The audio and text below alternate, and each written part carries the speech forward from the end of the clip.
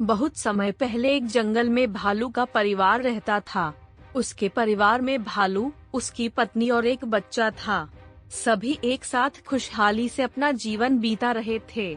उनके घर में सबके लिए अलग अलग पलंग, खाने की चम्मच, प्लेट, कटोरी जैसी सभी सुविधाएं थीं। भालू का घर भी बहुत सुंदर और सजा हुआ था, जिसे देखते ही हर कोई खुश हो जाता था। एक दिन सुबह सुबह भालू के मन में नाश्ता करने से पहले सैर करने का ख्याल आया। भालू के पूरे परिवार को यह बात पसंद आई, लेकिन तभी भालू की पत्नी ने बताया कि उसने सबके पीने के लिए दूध गर्म कर दिया है। फिर उसने सोचा कि क्यों न दूध को सबके बर्तन में डालकर घूमने के लिए चला जाए। वापस आते वक्त दूध पीने लायक हो जाएगा। यह सोचते ही भालू की पत्नी ने ऐसा ही किया और तीनों घूमने के लिए बाहर चले गए। दोनों भालू पति पत्नी हाथों में हाथ डाले घूम रहे थे और उनका बच्चा भी उनके साथ मस्ती करता हुआ चल रहा था। कितना सुहाना दिन है, तीनों ने एक दूसरे से कहा। सूरज की किरणें पूरे जंगल में पड़ रही थी। सब कुछ सोने की तरह चमक रहा था। ठंडी हवा चल रही थी और आसमान में पंछी चहचहा रहे थे। वो तीनों इस नज़ारे का आनंद उठाते हुए मजे से घूम ही रहे थे कि तभी एक छोटी सी तितली भालू के नाक पर आकर बैठ गई। अपनी नाक से तितली को उड़ाते हुए भालू ने कहा, इनकी कितनी हल्की और धीमी आवाज होती है। कभी कभी मुझे यह सोचकर बुरा लगता है कि इनकी आवाज में हमारी तरह दम नहीं है। यह सुनते ही भालू की पत्नी ने कहा, आपकी आवाज बहुत दमदार है। मैं भी सोचती हूँ कि काश सभी की आवाज आपकी जैसी होती। तब भालू हंसते हुए बोला, हा हा हा हा, मेरी प्यारी पत्नी, तुम बहुत भोली हो। शेर की दहाड़ के आगे मेरी हुंकार कुछ नहीं है। ऐसी ही प्यारी प्यारी बातें करते हुए सब घूमकर घर वापस आने लगे। उसी जंगल में गोल्डलॉक्स नाम की एक छोटी सी सुंदर और सुनहरे बालों वाली लड़की रहती थी। वह एक लकड़हारे की बेटी थी। उसे जंगल में मौजूद सभी पेड़ और फूल का नाम पता था। उसे पंछियों से बातें करना और उनकी आवाज सुनना भी बहुत पसंद था। वह रोज अपने पेड़ पौधे और पक्षी से मिलने घने जंगल जाती थी।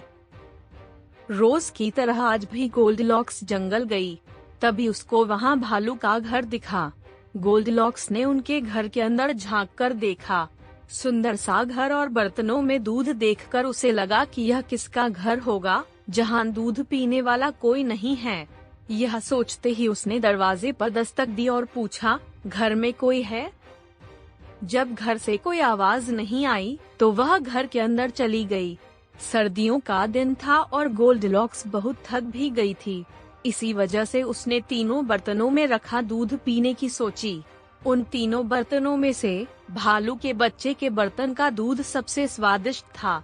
उसमें शक्कर मिली हुई थी और वह एकदम मीठा था। गोल्डीलॉक्स ने भालू के बच्चे का दूध वाला बर्तन उठाया और वहां रखी छोटी सी कुर्सी पर बैठ गई और दूध पी लिया। वह कुर्सी भालू के बच्चे की थी, इसलिए गोल्डीलॉक्स का वजन नहीं झेल पाई और टूट गई। इसके बाद वह कुर्सी से उठी और ऊपर वाले कमरे में चली गई। उसने वहां 3 पलंग देखे। तीनों बहुत आरामदायक थे। वह झट से बिस्तर पर लेट गई और उसे नींद आ गई। तभी सैर करके तीनों भालू घर वापस आए। अपनी टूटी कुर्सी देखकर भालू का बच्चा जोर से चिल्लाया, कोई मेरा दूध पी गया और मेरी कुर्सी भी तोड़ दी। इतना कहकर वह जोर जोर से रोने लगा। भालू और उसकी पत्नी ने उसे चुप कराया और तीनों ऊपर पहुँचे। वहाँ भालू के बच्चे ने अपने पलंग पर एक लड़की को सोते हुए देखा। उसे देखकर भालू का बच्चा जोर से चिल्लाया, इसी ने मेरा दूध पिया होगा। गोल्डलॉक्स को देखकर सभी भालुओं को बहुत गुस्सा आ गया। भालू और उसकी पत्नी ने एक दूसरे से कहा, चलो इसे खा जाते हैं। उनकी बात जैसे ही गोल्डलॉक्स के कान पर पड़ी, तो उसकी नींद खुल गई। अपने सामने 3 भालुओं को देखकर वह डर के मारे खिड़की से कूदकर बाहर भाग गई। तीनों भालू ने उसका पीछा करने की कोशिश की, लेकिन पिता भालू के हाथ में सिर्फ गोल्डलॉक्स के सुनहरे बाल आए।